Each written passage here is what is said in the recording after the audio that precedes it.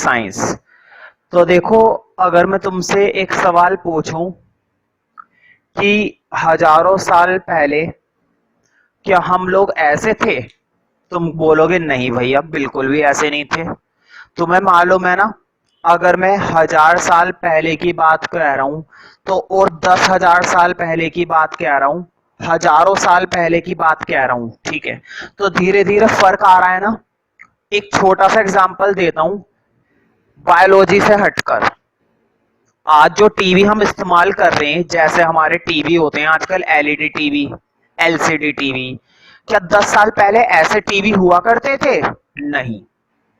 आज जैसे हमारे पास कंप्यूटर है बिल्कुल फ्लैट, क्या बिल्कुल उसी तरह से कंप्यूटर पहले हुआ करते थे? नहीं। इसका मतलब ये हुआ कि चाहे कोई सी भी चीज लिविंग हो, चाहे कोई सी भी चीज नॉन लिविंग हो, उसके अंदर समय के साथ साथ क्या आते रहते हैं?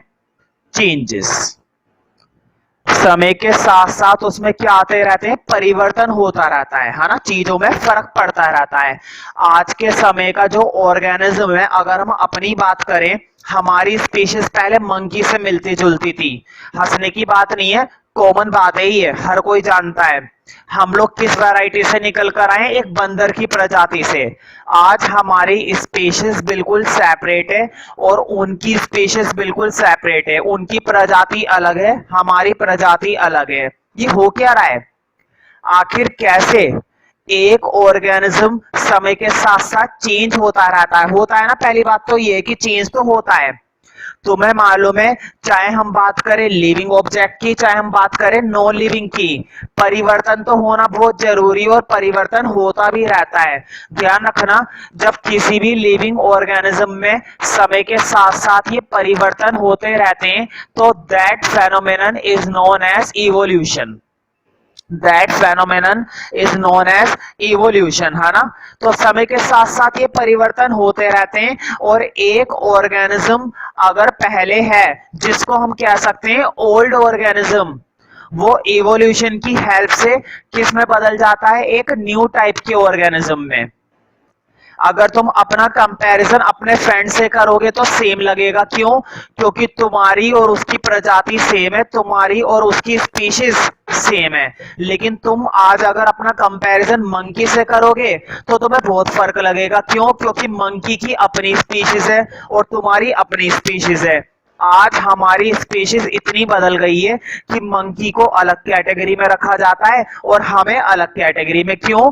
क्योंकि हम पूरी तरह से क्या हो चुके हैं? इवॉल्व हो चुके हैं।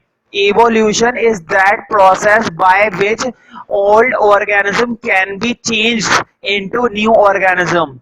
evolution एक ऐसा फेनोमेनन है, एवोल्यूशन एक ऐसा प्रोसेस है जिसकी हेल्प से हर एक पुराना ऑर्गेनिज्म धीरे धीरे कुछ चेंजेस करके किस में बदल जाता है? न्यू ऑर्गेनिज्म में। बहुत ही ज्यादा क्या बन जाता है? एडवांस्ड बन जाता है। एडवांस्ड मतलब बिल्कुल नए तरीके का। कॉम्प्लेक्स बन जाता है। कॉम्प्लेक्स मतलब पहले के ऑर्गेनिज्म माने जाते थे सिंपल, कि इनमें तो कुछ खास बात नहीं है, ये ऑर्गेनिज्म तो बिल्कुल सिंपल है। लेकिन समय के साथ साथ जैसे जैसे परिवर्तन होते गए, ये पुराने ऑर्गेनिज्म किस में बनते गए? न्यू ऑर्गेनिज्म में। पहले सिंपल ऑर्गेनिज्म होते थे, अब कैसे ऑर्गेनिज्म होने लगे हैं? Advanced, complex. तो ध्यान रखना, पहले के जो पुराने ऑर्गेनिज्म होते थे उनको इस नाम से भी जाना जाता था, प्राइमेटिव। Primitive organism. कई बार पेपर में आया हुआ है, what do you mean by primitive organism and what do you mean by advanced organism? What do you mean by simple organism? What do you mean by complex organism? तो तुम्हें बताना है कि एडवांस्ड कहने का मतलब जब कोई ऑर्गेनिज्म अपने नए नए फीचर बना लेता है, जब कोई ऑर्गेनिज्म अपना नया नया लुक बना लेता है, बना नहीं लेता है, समय के साथ साथ बनता रहता है। आज हम बिल्कुल दिखने में मंकी से बिल्कुल डिफरेंट है। मंकी एक अलग जीव है और हम लोग बिल्कुल अलग है। और ये सब किसकी हेल्प से हो पाया है? इवोल्यूशन की हेल्प से। तो इवोल्यूशन कहने का मतलब है जब कोई एक चीज अपने फीचर्स को डेवलप करती है, जब कोई एक जीव अपने नए लुक को डेवलप करता है, लेकिन नेचुरली ये काम होता रहता है। ठीक है, तो चैप्टर का आज के लिए हेडिंग डालना है, तो मैं समझ ही गए होंगे क्या हेडिंग डलवाने वाला हूं। लिखो इवोल्यूशन। तो इवोल्यूशन कहने का मतलब जब कोई एक ऑर्गेनिज्म किसी नए टाइप के ऑर्गेनिज्म में, जब एक पुराना ऑर्गेनिज्म किसी नए ऑर्गेनिज्म में, जब कोई एक सिंपल ऑर्गेनिज्म एडवांस्ड ऑर्गेनिज्म में बदल जाता है। एडवांस्ड का मतलब होता है कुछ नया, है ना, कुछ आधुनिक, है ना, न्यू फीचर्स के साथ, है ना, कुछ नया बन चुका है। तो लिखो पहले। तो मुझे बताओ, ये क्या कोई 1 या 2 साल का काम है? नहीं, हजारों सालों का काम है। क्या हम 1 साल बाद ही बदल गए? पहले हम पिछले साल बंदर थे, अगले साल ही इंसान बन गए? नहीं, हजारों सालों के बाद जाकर हमने खुद को इवॉल्व करा है, और हो सकता है आने वाले टाइम में और इवोल्यूशन होता रहे, है ना। तो ये जो चीज होती है, ये जो फेनोमेनन होता है, ये थाउजेंड ऑफ ईयर्स का होता है, हजारों सालों का। ठीक है, तो लिखो एवोल्यूशन के आगे लिखना, डेफिनेशन लिखवा रहा हूं, लिखो फॉर्म्स, बोर्ड पे लिखा हुआ है। Forms have developed, forms have developed due to accumulation of changes। Board पे लिखा हुआ है accumulation, इसका मतलब अभी बता दूंगा, पहले लिख लो। Forms have developed due to, forms have developed due to accumulation of changes, due to accumulation of changes in body design, accumulation of changes in body design, accumulation of changes in body design।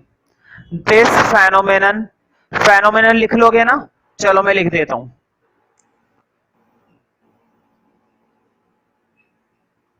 this phenomenon is known as evolution। this phenomenon is known as evolution। इस phenomenon को क्या कहा जाता है भाई? Evolution. This phenomenon is known as evolution. ठीक है, तो देखो एक्युमुलेशन, एक्युमुलेशन का मतलब होता है इकट्ठा हो जाना। मैं ये नहीं कह रहा कि 1 साल के अंदर चेंज होकर बंदा बदल जाएगा, नहीं, हजारों साल में इतने सारे परिवर्तन इकट्ठे होकर होते रहेंगे, दुनिया भर के परिवर्तन होते हैं। एक्युमुलेशन का मतलब है कि कोई एक चेंज नहीं हुआ है, दुनिया भर के चेंजेस होते गए और होते गए। तो एक पुराना ऑर्गेनिज्म किस में डेवलप हो गया? एक नए ऑर्गेनिज्म में। आज हम बिल्कुल डिफरेंट है, मंकी एक अलग ऑर्गेनिज्म है और हम लोग एक अलग ऑर्गेनिज्म है, जबकि तुम भी जानते हो हमारी शुरुआत किससे हुई है? मंकी से हुई है ना। हमारी शुरुआत किससे हुई है? इनिशियल लेवल पर मंकी से ही हुई है, लेकिन आज हम पूरी तरह से बदल चुके हैं, आज हमें कोई भी मंकी नहीं कह सकता। ठीक है, तो सबसे पहले किस बुक के अंदर बात बताई गई है इवोल्यूशन की और किसने बताई है? ठीक है, तो उस बंदे का नाम था चार्ल्स डार्विन। ये वो बंदा है जिसने इवोल्यूशन के ऊपर एक किताब लिख रखी है, तो कई बार पेपर में उस किताब का नाम आया है। उस बंदे का नाम बताओ जिसने इवोल्यूशन को साबित करने के लिए बुक लिखी है और उस बुक का नाम भी बताइए। ठीक है, तो बंदे का तो नाम ये है और बुक का नाम मैं नोट में लिखवा देता हूं। तो पहले नोट में लिखो, लिखो नोट के अंदर लिखो इवोल्यूशन प्रपोज्ड बाय, बोर्ड पे लिखा हुआ है। प्रपोज मतलब एक्सप्लेन, किसने बताया था सबसे पहले हमें ये? Charles Darwin. Evolution proposed by Charles Darwin in 1859। evolution is proposed by Charles Darwin। evolution is proposed by Charles Darwin in 1859। in 1859 in the book, book का नाम लिखवाऊंगा, 1859 in the book The Origin of Species, board पे लिखा हुआ है The Origin of Species, ये इसकी book का नाम था भाई, है ना, इन्वर्टेड कॉमा में लिख लेना द ओरिजिन ऑफ स्पीशीज। तो पेपर में आता है कि उस बंदे का नाम बताइए जिसने इवोल्यूशन के बारे में सबसे पहले बताया था, तो तुम्हें नाम बताना है चार्ल्स डार्विन। उसने जो बुक लिखी थी वो कौन से वर्ष लिखी थी, 1859 में, और बुक का नाम क्या था, द ओरिजिन ऑफ स्पीशीज। तो तुम्हें ध्यान रहेंगे ना ये 2-3 क्वेश्चन।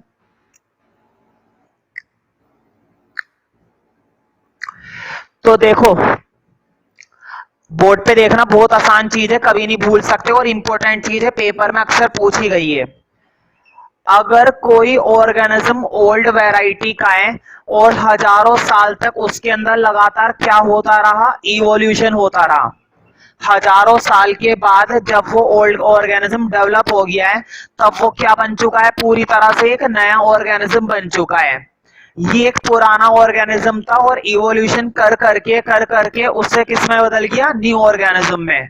क्योंकि ये ओल्ड है तो इनका जो बॉडी का डिजाइन होता है, बोर्ड पे देखो, इनका जो बॉडी का डिजाइन होता है, बॉडी का जो स्ट्रक्चर होता है वो कैसा होता है, एंशियंट होता है। एंशियंट का मतलब होता है पुराना, प्राचीन, कहते नहीं है ये मूर्ति बहुत ही एंशियंट है, एंशियंट मतलब बहुत ही प्राचीन है।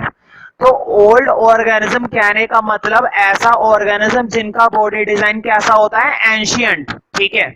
और न्यू ऑर्गेनिज्म कहने का मतलब जिनका बॉडी डिजाइन, बताओ इनका बॉडी डिजाइन पुराना होता है या बिल्कुल न्यू होता है, ये होते हैं advanced organism.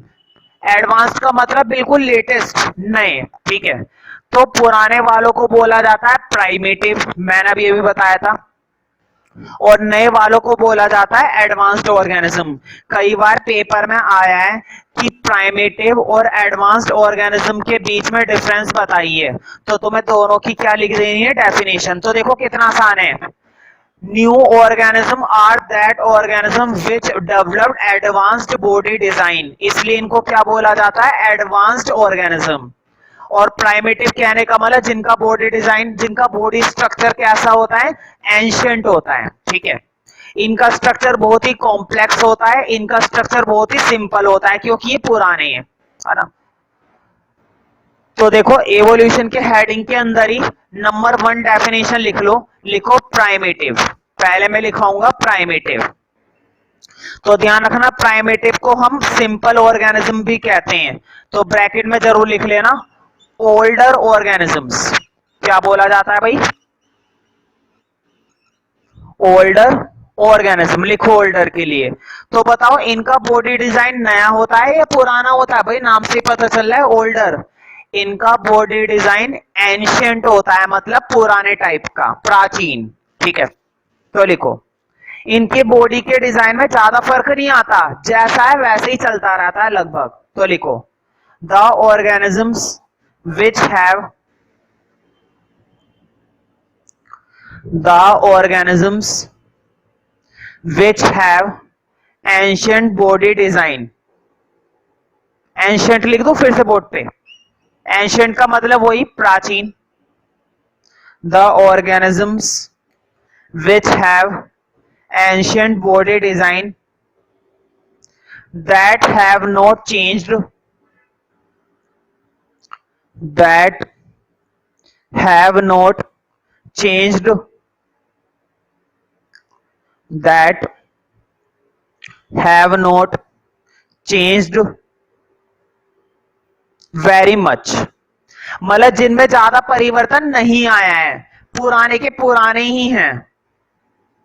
which have ancient body design that have not changed very much, that have not changed very much, changed very much, are called primitive organisms, are called primitive organism। तो primitive मतलब पुराने type के, और इनका structure नया नहीं होता, older होता है, सिंपल होता है, कॉम्प्लेक्स नहीं होता बिल्कुल भी, बिल्कुल सिंपल और सरल होता है। तो इसी में लिख लो, लास्ट लाइन लिख लो, बस इसी में लिखो, primitive organisms have simple structure. Primitive organisms have simple structure. Primitive organisms have simple structure.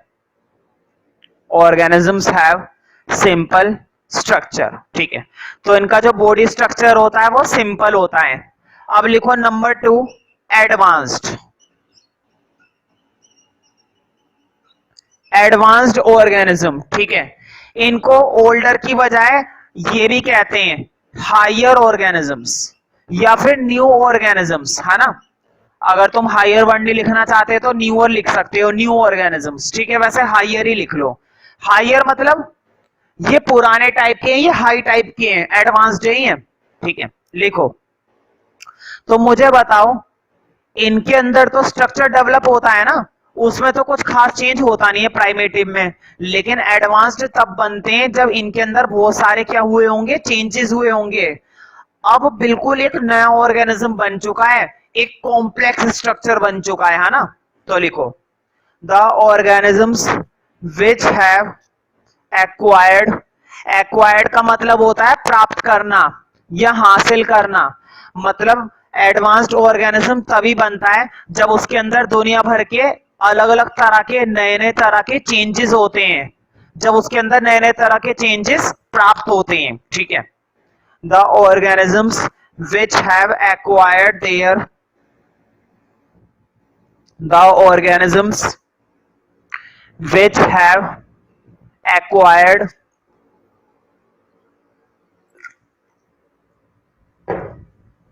which have acquired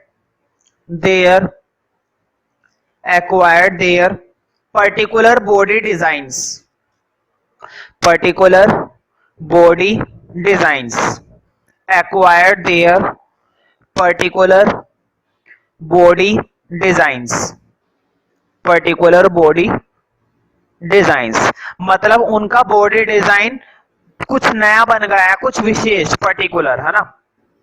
body designs are called advanced organisms, are called advanced organism.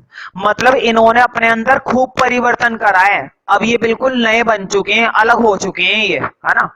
अब ये पुराने नहीं रहे, अब कुछ नए हैं, इनका बॉडी डिजाइन बिल्कुल नया है।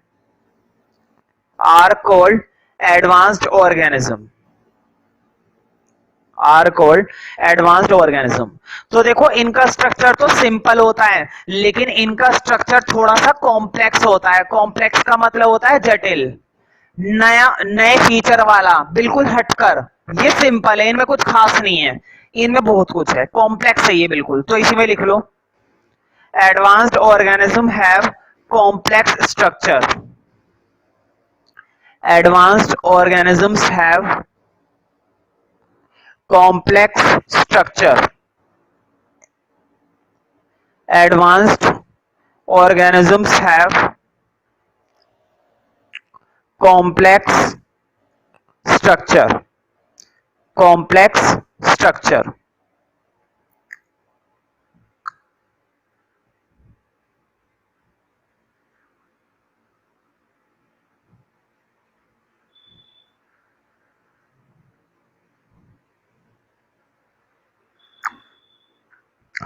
तो देखो, अब बात करेंगे वापस क्लासिफिकेशन की। बीच में हमने एवोल्यूशन पढ़ा, जरूरी था पढ़ना।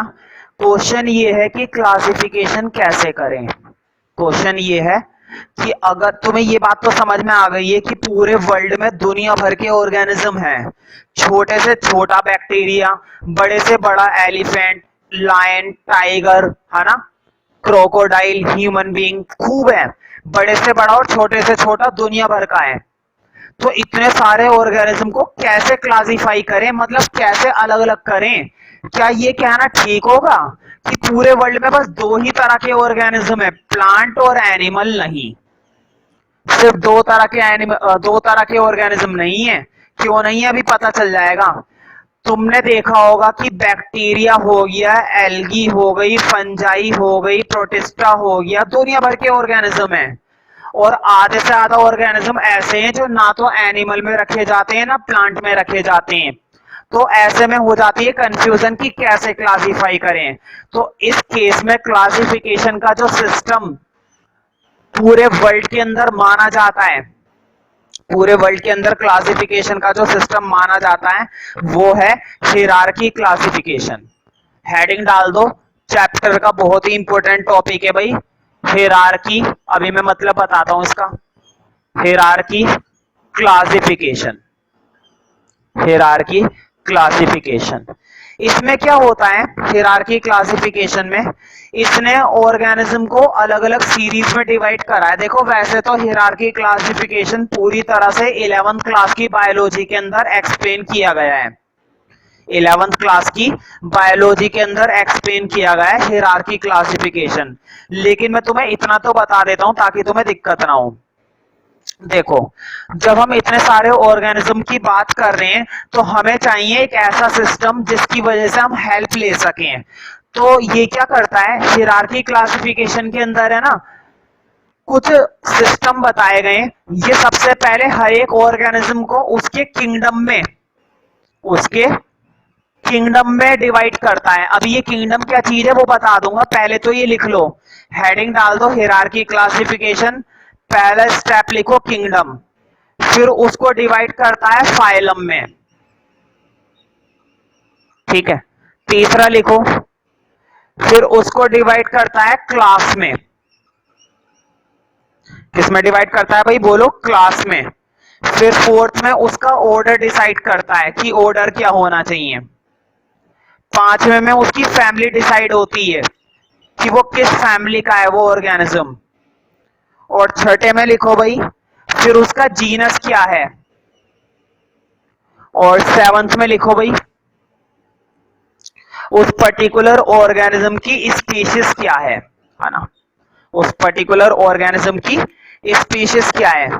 तो ध्यान रखना हिरार्की क्लासिफिकेशन इन स्टेप्स पर काम करता है वो। और हर एक ऑर्गेनिज्म का क्या डिसाइड करता है, kingdom, phylum, class, order, family, genus और स्पीशीज। तुम्हारे सिलेबस के अंदर पता है बस क्या एक्सप्लेन करना है, किंगडम। हमें 9th क्लास के अंदर सिर्फ पता है कितना पढ़ना है हिरार्की क्लासिफिकेशन का, किंगडम। और किंगडम भी इतना नहीं पढ़ना, अभी तुम्हें मालूम नहीं है किंगडम भी दुनिया भर का होता है। क्योंकि देखो 5 किंगडम होते हैं और इन 5 किंगडम के अंदर भी दुनिया भर की चीजें होती हैं। इतना कुछ नहीं पढ़ना, 9th क्लास के लेवल के हिसाब से पढ़ना है। अब तुम सोच लोगे बाकी की चीजें क्या लिखवा दी, देखो 2 नंबर में ना हिरार्की क्लासिफिकेशन के बस स्टेप लिखने को आए तो तुम 2 नंबर में ये स्टेप तो लिख ही दोगे ना। इन स्टेप को आज तक कभी भी एक्सप्लेन करने को पेपर में नहीं पूछा गया है। 9th क्लास के पार्ट में जितना है मैं उतना खुलकर एक्सप्लेन करूंगा। और मैं तुम्हें सिर्फ क्या पढ़ाऊंगा, किंगडम, जो कि क्या होते हैं 5। कितने किंगडम होते हैं भाई, 5 होते हैं। और पांचों के पांचों किंगडम हम बड़े तरीके से एक्सप्लेन करेंगे, उसमें मैं कोई कमी नहीं छोड़ूंगा। रही बात बाकी पढ़ाने की, तो देखो बाकी की चीजें 11th क्लास की बायोलॉजी में खुलकर है। अगर तुम पढ़ना ही चाहते हो तो मैं उनकी वीडियो तुम लोगों को दिखा सकता हूँ और खूब समझ में आ भी जाएंगी। लेकिन फायदा कुछ नहीं, मार्क्स नहीं आने वाले, बस चीजें समझ में आएंगी। किंगडम ब्रैकेट में लिखना 5। कितने होते हैं भाई, 5। पहले तो पांचों नोट करो, फिर एक एक करके पढ़ेंगे। लिखो पहला, सबसे पहला किंगडम है मोनेरा। क्या होता है, कौन से ऑर्गेनिज्म इसमें शामिल होते हैं, इसकी क्या खासियत होती है, सब बताऊंगा। पहले नाम लिख लो मोनेरा। अगला किंगडम है हमारा प्रोटिस्टा। नेक्स्ट वन है तुम्हारा फंजाई। नेक्स्ट वन है प्लांट। देखो मैंने क्या लिखा है बोर्ड पे, देखो प्लांट में ए और ई लगा दिया, किंगडम में इसको यही बोलते हैं प्लांटी। क्या पढ़ेंगे इसको, प्लांटी, ठीक है। लास्ट लिखो पांचवा एनिमेलिया। इसमें देखो मैंने लास्ट में आई और ए लगा दिया। एनिमल के लास्ट में क्या लगा दिया, आई और ए, कोई फर्क नहीं पड़ता, वही है, एनिमल किंगडम ही है, ठीक है। तो अब एक एक करके पढ़ते हैं। और देखो इनको पढ़ने से पहले ना मैं तुम्हें कुछ खास बातें बताऊंगा क्या, पूछूंगा। तुमने सेल वाला चैप्टर पढ़ा है, चैप्टर 5 था the fundamental unit of life, है ना। वहां पर तुमने किसके बारे में नॉलेज खूब इकट्ठी करी है भाई, सेल के बारे में, है ना, कि सेल क्या होता है, सेल हमारी बॉडी के अंदर कैसे फंक्शंस करता है। तुम्हें मालूम होगा कुछ ऑर्गेनिज्म होते हैं जो एक सेल से बनते हैं, जैसे कि बैक्टीरिया, जैसे कि एल्गी, है ना, जैसे कि ये सब अमीबा, जो एक सेल से बनते हैं। और कुछ ऐसे होते हैं जो एक से ज्यादा सेल से बनते हैं, जैसे कि 2 सेल, 3 सेल, हजारों सेल। मतलब कुछ होते हैं सिंगल सेल से बने हुए ऑर्गेनिज्म, कुछ होते हैं मल्टी सेल से बने हुए ऑर्गेनिज्म। जो सिंगल सेल से बने हुए ऑर्गेनिज्म होते हैं उनको हम क्या कहते हैं, यूनिसेलुलर ऑर्गेनिज्म। ये बातें मैंने तुम लोगों को चैप्टर 5 में जरूर बताई थी, और नहीं भी बताई है तो ध्यान रखना। ऐसे ऑर्गेनिज्म जिसमें सिर्फ कितने सेल होते हैं, एक ही सेल होता है, उनको हम क्या बोलते हैं, यूनिसेलुलर ऑर्गेनिज्म। एक बात याद हुई, अब जरा गौर करो बोर्ड पे। मोनेरा के अंदर और प्रोटिस्टा के अंदर, ध्यान से सुनो मेरी बात को, बहुत ही इंपॉर्टेंट बात बताने वाला हूं। मोनेरा के अंदर और प्रोटिस्टा के अंदर, दोनों के अंदर कौन से ऑर्गेनिज्म रखे जाते हैं, यूनिसेलुलर। इन दोनों के अंदर कौन से ऑर्गेनिज्म शामिल किए जाते हैं, मोनेरा और प्रोटिस्टा में, यूनिसेलुलर। मतलब इसमें वो ऑर्गेनिज्म होते हैं जिनमें सिर्फ कितने सेल पाए जाते हैं, एक सेल। एक फीचर याद हो गया। मोनेरा और प्रोटिस्टा में कौन से ऑर्गेनिज्म पाए जाते हैं, बताओ, यूनिसेलुलर या मल्टीसेलुलर। तुम बोलोगे यूनिसेलुलर, बिल्कुल ठीक, 1 नंबर तुम्हारा पक्का। अगर पेपर में आ जाता है कि मोनेरा और प्रोटिस्टा में यूनिसेलुलर या मल्टीसेलुलर पाए जाते हैं, तो तुम बता दोगे ना कि कौन सा ऑर्गेनिज्म यहां पर होता है। हमेशा ध्यान रखना, मोनेरा और प्रोटिस्टा में यूनिसेलुलर। तुम बोलोगे बाकियों में, तो भाई धीरे धीरे रुको, अभी सब पर आऊंगा, पहले मुझे 2 तो बताने दो शुरू के। एक फीचर क्लियर हुआ या नहीं हुआ, हो गया होगा। अब मैं तुम्हें एक खास बात बताता हूं। तुम्हें मालूम होगा, बोर्ड पे देखो, सेल के अंदर बिल्कुल सेंटर में क्या होती है, न्यूक्लियस होती है। और तुम्हें शायद ये नहीं मालूम होगा, न्यूक्लियस के अंदर ही डीएनए बनता है। और तुम्हें ये नहीं मालूम होगा, डीएनए के अंदर ही क्या होते हैं, क्रोमोसोम्स होते हैं। डीएनए के अंदर ही क्या होते हैं भाई, बोलो, क्रोमोसोम्स होते हैं। ये जो मैंने रस्सी जैसा स्ट्रक्चर बनाया ना, ये क्रोमोसोम्स का स्ट्रक्चर होता है, डीएनए का स्ट्रक्चर होता है। अब मैं तुम्हें एक बहुत बड़ी बात बताने वाला हूं, हालांकि बहुत बड़ी नहीं है क्योंकि मैंने चैप्टर 5 में भी बताई थी। तुम्हें 2 तरह के सेल तुमने पहले से ही पढ़ रखे हैं। कुछ होते हैं यूकैरियोटिक, याद है, और कुछ होते हैं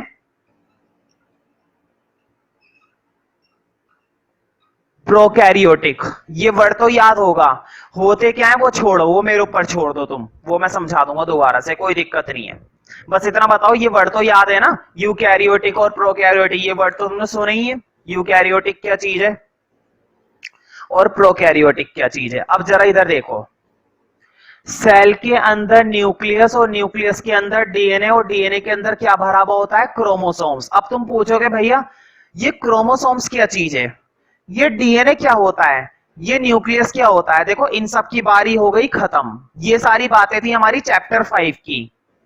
चैप्टर 5 में मुझसे पूछते तो मैं जरूर बताता, और टेंशन मत लो, ये सब क्या होता है इसका चैप्टर 7 में कोई इस्तेमाल नहीं, कोई जरूरत नहीं है। तुम सोच रहे हो जब जरूरत ही नहीं है तो मैं ये बता क्यों रहा हूं। जरा गौर करो, जो चीज मुझे बतानी है ना बस उस पर गौर करो, ये बेमतलब की बातों पर मत गौर करो। अब देखो, तुम्हें वर्ड याद होगा, मैंने बताया था, ध्यान से सुनना, कुछ न्यूक्लियस ऐसी होती हैं जिनका ना ये जेनेटिक मटेरियल खुला रहता है, ओपन रहता है।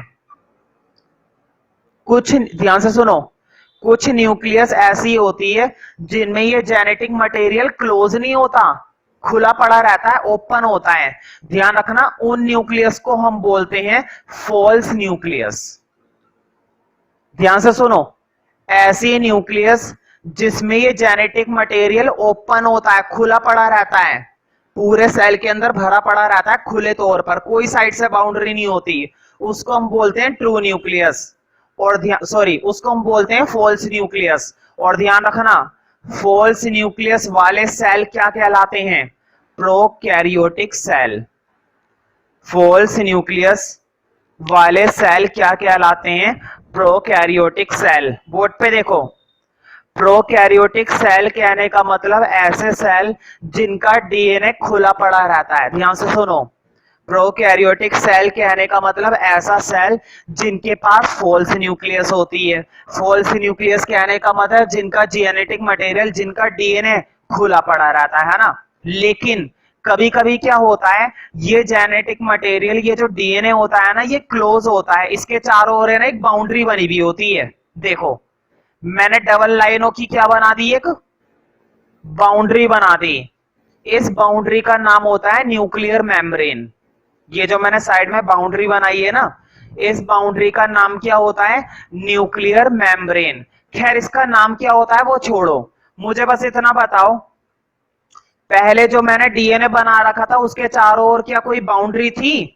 बाउंड्री नहीं थी। और बाउंड्री नहीं थी तो वो डीएनए खुला पड़ा हुआ था, और खुला पड़ा था तो बोला जाता है फॉल्स न्यूक्लियस। लेकिन अब इसके चारों ओर क्या बनी हुई है? बाउंड्री बनी हुई है। ध्यान से सुनो, इसके चारों ओर क्या बनी हुई है? बाउंड्री बनी हुई है। इस बात का ध्यान रखना, इसके चारों ओर बाउंड्री बनी हुई है। इसका मतलब अब ये खुला नहीं है, अब ये क्लोज है। अब अगर ये क्लोज है ना, तो इस न्यूक्लियस को बोला जाता है ट्रू न्यूक्लियस। और ट्रू न्यूक्लियस पाई जाती है किसके अंदर? यूकैरियोटिक के अंदर। ध्यान से देखो, यूकैरियोटिक ऑर्गेनिज्म कहने का मतलब ऐसा ऑर्गेनिज्म जिसमें ट्रू न्यूक्लियस होती है। ट्रू न्यूक्लियस होती है मतलब उसका जो जेनेटिक मटेरियल होता है, उसका जो डीएनए होता है, डीएनए को जेनेटिक मटेरियल कहते हैं, उसका जो डीएनए होता है वो क्लोज होता है। समझ रहे हो ना? इसका डीएनए कैसा होता है? क्लोज। अब तुम्हें कुछ बातें याद हुई यूकैरियोटिक और प्रोकैरियोटिक के बारे में? देखो जरा, देखो कितनी कमाल की चीज है। अब तुम बताओगे, तुम सोचोगे मैंने बाकी के 3 किंगडम रब क्यों कर दिए।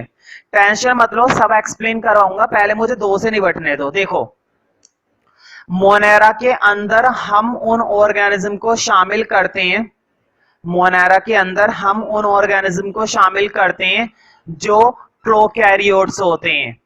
बोर्ड पे देखो, मोनेरा के अंदर कौन से ऑर्गेनिज्म शामिल किए जाते हैं? जो प्रोकैरियोट्स होते हैं। प्रोकैरियोट्स कहने का मतलब जिनके पास कैसा न्यूक्लियस होता है? False nucleus. समझ रहे हो ना? जिनके पास फॉल्स न्यूक्लियस होता है, मतलब जिनका डीएनए कैसा होता है? ओपन होता है, खुला पड़ा रहता है, सारा का सारा जेनेटिक मटेरियल क्या पड़ा रहता है? खुला। For example bacteria. तुम्हें ये याद होगा, मैंने चैप्टर 5 में पढ़ा दिया है, बैक्टीरिया हमारा क्या होता है? प्रोकैरियोटिक सेल होता है। अब बात करते हैं प्रोटिस्टा की।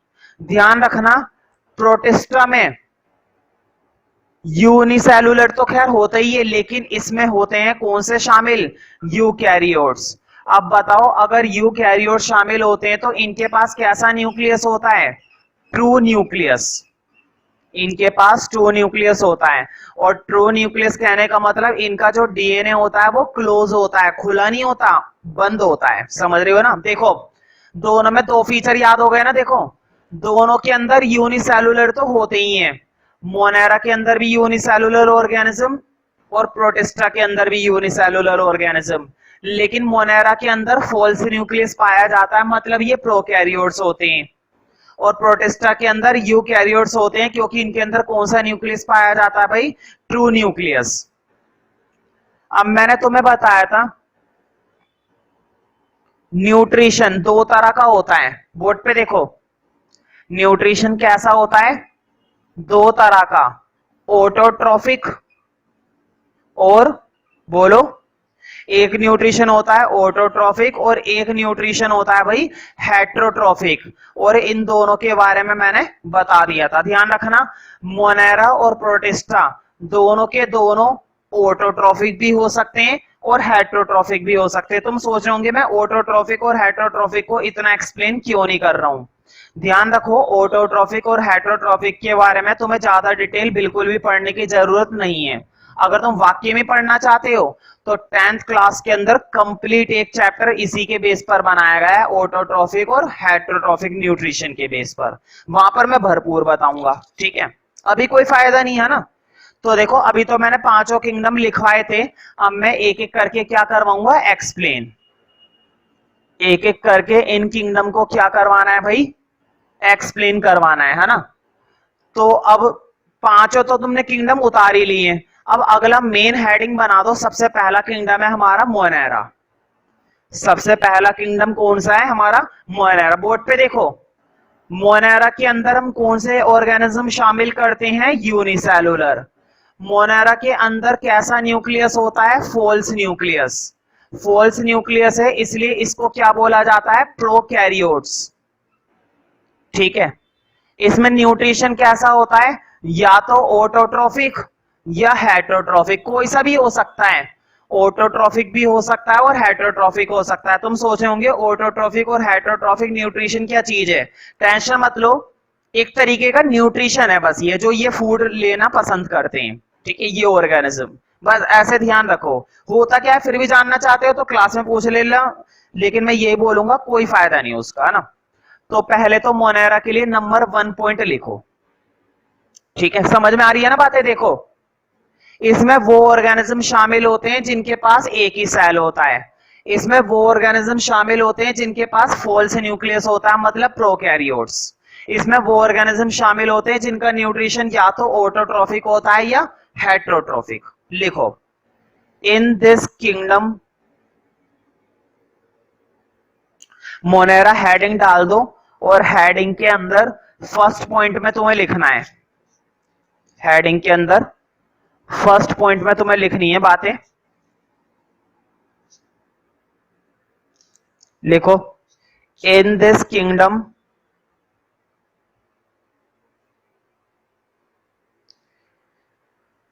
organisms are, in this kingdom organisms are unicellular।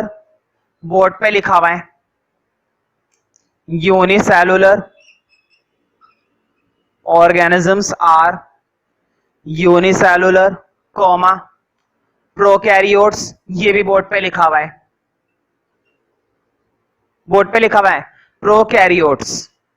मतलब इसमें कैसे ऑर्गेनिज्म शामिल होते हैं, यूनिसेलुलर, प्रोकैरियोट्स, है ना।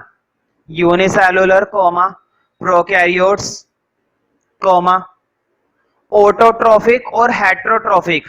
मैं इनकी स्पेलिंग पूरी लिख देता हूं, ऑटोट्रॉफिक और हेटेरोट्रॉफिक। ऑटोट्रॉफिक और हेटेरोट्रॉफिक, ऑटोट्रॉफिक और हेटेरोट्रॉफिक, ठीक है। अब देखते हैं वो कौन कौन से ऑर्गेनिज्म है जो इस किंगडम में शामिल होते हैं। हम मतलब कि एग्जाम्पल नोट, सेकंड पॉइंट में लिखो इसके कुछ एग्जाम्पल। देखो ऐसे, नंबर 1 में तो तुमने इसके बारे में लिखा, अब नंबर 2 में ना कुछ खास एग्जाम्पल लिख लो जो तुम्हारी बुक में दे रखे हैं। लिखो, फॉर एग्जाम्पल में लिखो, सेकंड पॉइंट में लिखो बैक्टीरिया। तुम्हें ये बात पहले से ही मालूम है, मैंने चैप्टर 5 में बताई थी, सारे के सारे बैक्टीरिया प्रोकैरियोट्स होते हैं। लिख लो एग्जाम्पल में bacteria comma blue green algae, नीली हरी कलर की एल्गी, काई वगैरह होता है ना, ब्लू ग्रीन एल्गी। इसको साइनोबैक्टीरिया भी कहा जाता है, ब्रैकेट में लिख लेना, कई बार पेपर में आ चुका है कि ब्लू ग्रीन एल्गी का दूसरा नाम बताइए। तो ब्लू ग्रीन एल्गी को किस नाम से और जाना जाता है, साइनोबैक्टीरिया। कुछ लोग इसको बैक्टीरिया मानते हैं, मानते क्या है, इसमें बैक्टीरिया का नेचर होता है। लिख लो एग्जाम्पल में bacteria comma blue green algae, bracket में लिख लेना भाई साइनोबैक्टीरिया, ब्रैकेट में लिख लो cyanobacteria comma mycoplasma, mycoplasma. अब तुम्हें कुछ ऐसे ऑर्गेनिज्म के एग्जाम्पल देखने को मिलेंगे जो तुमने सुने भी नहीं है ना, मुझे बताओ, दुनिया में अलग अलग तरह के ऑर्गेनिज्म पाए जाते हैं पूरे वर्ल्ड में, क्या तुम सबके बारे में जानते हो? नहीं जानते हैं ना सबके बारे में। कई बार क्या होगा, आधे से आधा ऑर्गेनिज्म है ना, मैं ऐसा लिखवाऊंगा जो तुम कहोगे भैया ये क्या होता है। तो तुम खुद ही सोचो, दुनिया भर का ऑर्गेनिज्म है, क्या मैं सब कुछ बता सकता हूँ? क्या सब कुछ तुम सुन सकते हो? नहीं, सारा दिन निकल जाएगा क्लास में, है ना। तो दुनिया भर के ऐसे ऑर्गेनिज्म आएंगे जो बिल्कुल नए होंगे, जिन्हें तुमने कभी सुना भी नहीं होगा। तो उन्हें लिख लेना, वो होता क्या है, कैसे दिखाई देता है, कहां पर पाया जाता है, कितनी स्पीशीज होती है, कौन से देश में पाया जाता है। नहीं, इतनी सारा नहीं, बायोलॉजी पढ़ रहे हैं, रिसर्च नहीं कर रहे हैं उस पर, समझ रहे हो ना। तो एग्जाम्पल है, लिख लो क्या है, जैसे कि बैक्टीरिया। अब बैक्टीरिया तो सब जानते हैं कि क्या होता है, सबसे छोटा ऑर्गेनिज्म होता है ना। अभी भी बहुत सारे ऑर्गेनिज्म ऐसे हैं जो तुम नहीं जानते हो, तो चुपचाप लिख लिया करो, है ना। लेकिन रिसर्च ही करनी है तो किसी दिन मेरे पास आओ संडे में, मैं खूब गूगल पे से देख देख के अंधाधुंध एक्सप्लेन करूंगा, है ना। लेकिन क्या फायदा, उससे मार्क्स नहीं आएंगे, टाइम वेस्ट होएगा बस। तो लिख लो, ये भी उन्हीं में से एक है जिसको तुमने कभी देखा नहीं है। लिख लो माइकोप्लाज्मा एटसेट्रा, और भी बहुत सारे हैं, माइकोप्लाज्मा एटसेट्रा, ठीक है, माइकोप्लाज्मा एटसेट्रा। तो कुल मिलाकर हमें कुछ बातें समझ में आती हैं, है ना। अब मैं एक सिंपल सा डायग्राम बनाकर दिखा रहा हूं बैक्टीरिया का, तुम भी बना लेना, साथ साथ बनाना चाहो तो साथ साथ बना लेना, वीडियो पोस्ट करके बनाओ तो वीडियो पोस्ट करके बना लेना, कोई दिक्कत नहीं है ना। बहुत ही सिंपल सा है इसलिए बना रहा हूं, वरना मैं बहुत कम बनाता हूं।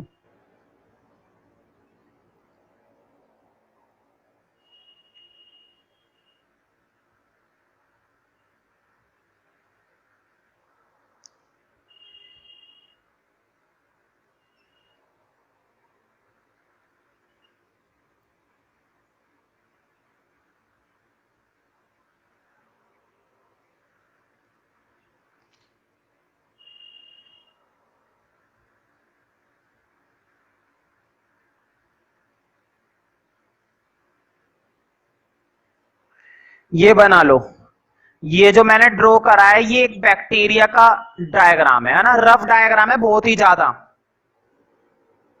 बैक्टीरिया की वैसे कोई पर्टिकुलर शेप नहीं होती है, क्योंकि ये शेप भी बदल लेते हैं कुछ बैक्टीरिया, और कुछ बैक्टीरिया सर्कुलर होते हैं, कुछ बैक्टीरिया थोड़े लॉन्ग फॉर्म में होते हैं ना। लेकिन फिलहाल जो तुम्हारी बुक में डायग्राम दे रखा है मैंने वो बना दिया है, तो तुम ध्यान से कर लेना इसको, है ना।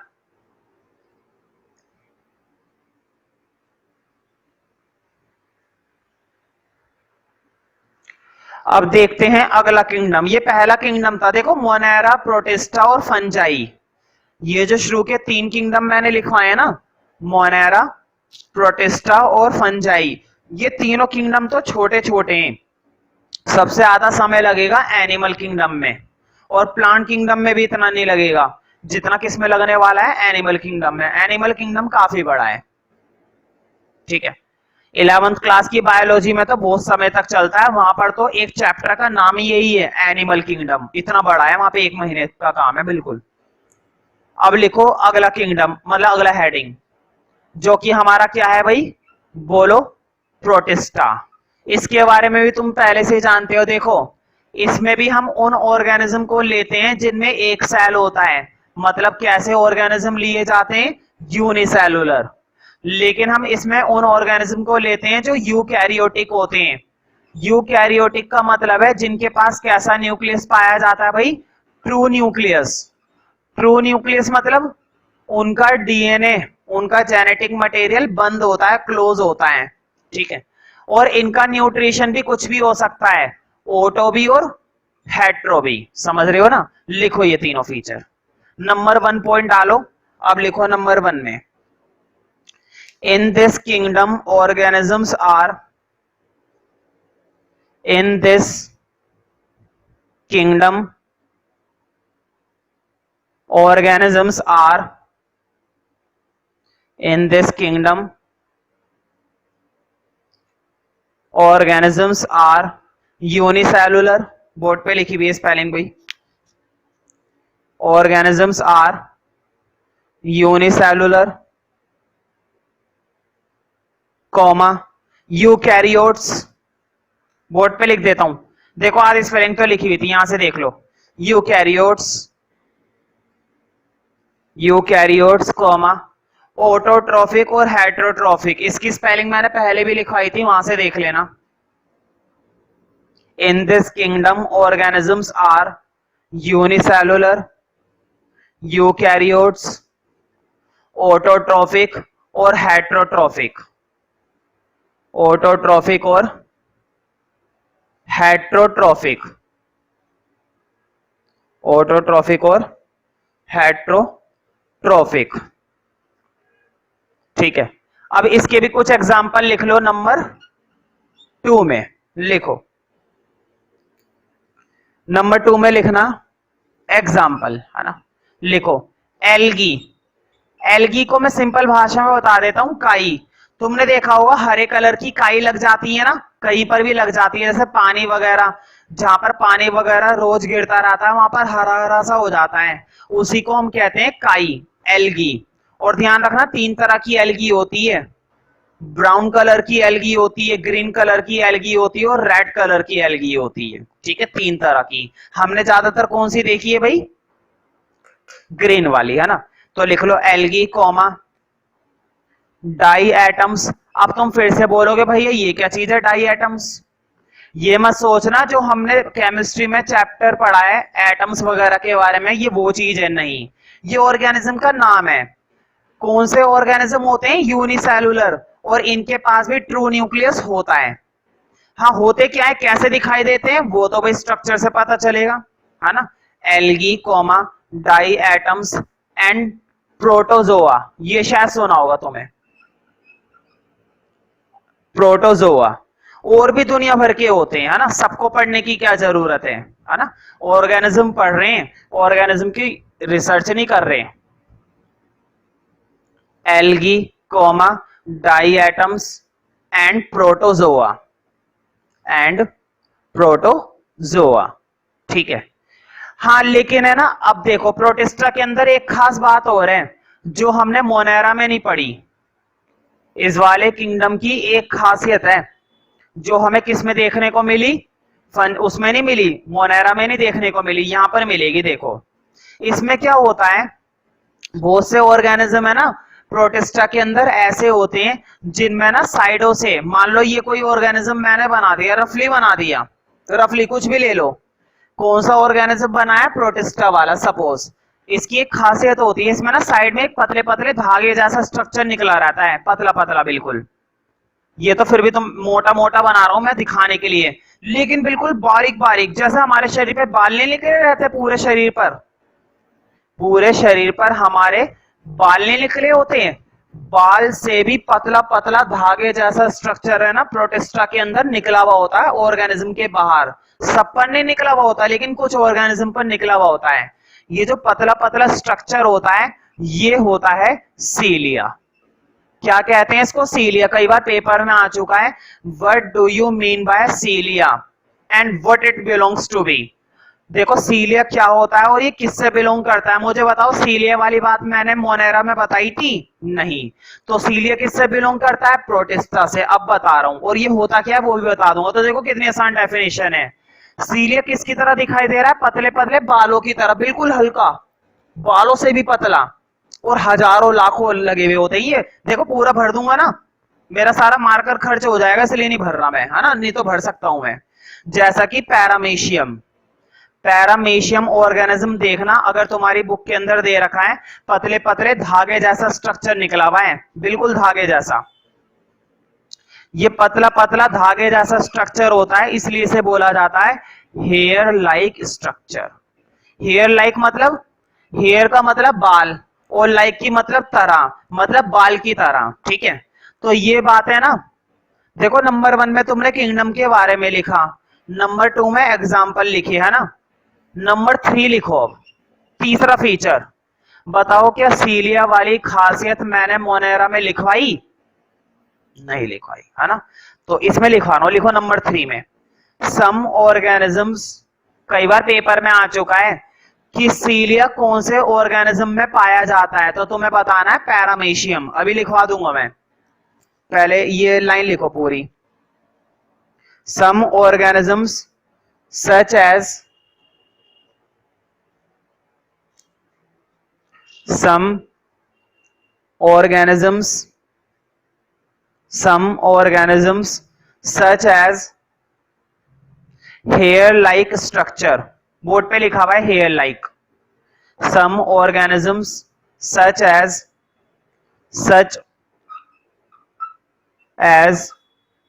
hair like structure which is called cilia, जिसको हम क्या कहते हैं, cilia. Some organisms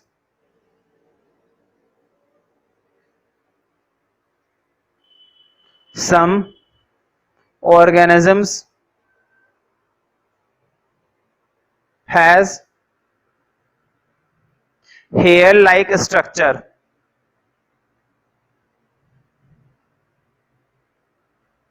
Some organism has hair like structure. Some organism, देखो मैंने क्या लिखवाया था, organisms such as hair like structure which is called cilia. Some organisms such as hair like structure.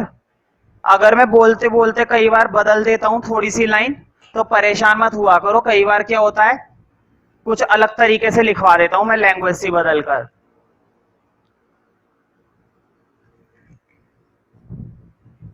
तो तुमने जो पहले लिखा होता है उसको वही रहने दिया करो, काटे मत करो. कई बार मुझे ध्यान नहीं होता कि मैंने पहले क्या बोला है और मेरे सामने तो तुम होते नहीं हो जो मैं तुमसे पूछ लूं, है ना, इसलिए जो मैंने पहले लिखवा दिया उसे लिखा रहने दे करो. Some organisms such as hair like structure which is called cilia, ये रही spelling, which is called cilia. अब मैं एग्जांपल लिखवा दूं किसमें पाया जाता है, लिखो for example paramecium, for example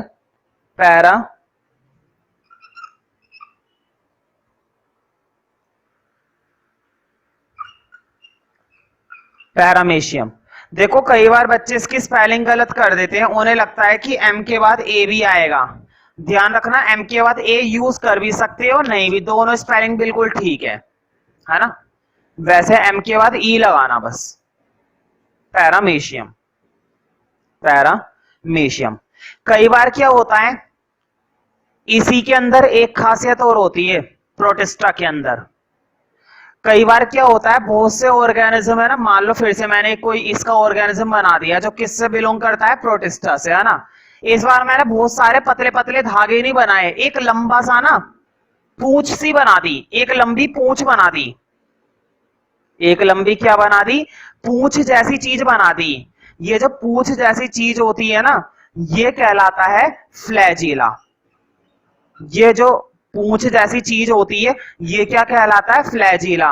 मुझे बताओ क्या फ्लैजिला वाली बात मैंने मोनेरा में बताई थी, नहीं, लेकिन ध्यान रखना एक चीज रह गई, ये जो फ्लैजिला है ना ये वैसे मोनेरा में भी पाया जाता है. मेरे ध्यान नहीं रहा वहां पे लिखवाने का, कोई बात नहीं, ध्यान रखना. वैसे मोनेरा के अंदर मैंने देखो फ्लैजिला वाली बात बताई नहीं, लेकिन मोनेरा के अंदर भी कुछ ऑर्गेनिज्म ऐसे हैं जिनमें फ्लैजिला पाया जाता है. तो फ्लैजिला होता क्या है, फ्लैजिला कहने का मतलब एक एंटीना टाइप, एक है ना एक डंक जैसा लंबा बाल नहीं होता, जैसे कॉकरोच में देखे होंगे तुमने दो डंक निकले हुए होते हैं, बिल्कुल उसी टाइप से इसका भी एक फ्लैजिला निकला हुआ होता है. और ये फ्लैजिला वाली खासियत पाई जाती है यूग्लिना में. कौन से ऑर्गेनिज्म में, यूग्लिना में. कई बार पेपर में आ चुका है. सीलिया किस में पाया जाता है, पैरामीशियम में. फ्लैजिला किस में पाया जाता है, यूग्लिना में. अब तुम कहोगे भाई ये क्या चीज है यूग्लिना, तो देखो मैं यूग्लिना के बारे में खूब बता सकता हूं तुम्हें, लेकिन क्या फायदा. देखो यूग्लिना अब तक इतनी खतरनाक यूनिसेलुलर ऑर्गेनिज्म है, एक बार तो अमेरिका के किसी के दिमाग में घुस गई थी किसी बंदे के और उसकी मौत हो गई, पूरा दिमाग खा गई है सारा, उसका जितना भी होती है ना सारा का सारा ब्रेन खत्म कर दिया इसने. यूग्लिना चिपकी गई थी उसके दिमाग में तो पूरा चूस लेती है ये. अब तुम सोचोगे कैसे चली गई, फ्रेश वाटर में एग्जिस्ट कर जाती है ये, साफ पानी के अंदर भी यूग्लिना पाई जा सकती है. ठीक है, तो देखो पूरी रिसर्च तो कर नहीं रहे, बस इतनी सी बात लिखवानी थी कि फ्लैजिला कौन से ऑर्गेनिज्म में पाया जाता है, खतरनाक ऑर्गेनिज्म है वैसे यूग्लिना ही है ना. ये बात लिखो चौथे पॉइंट में, लिखो some organisms such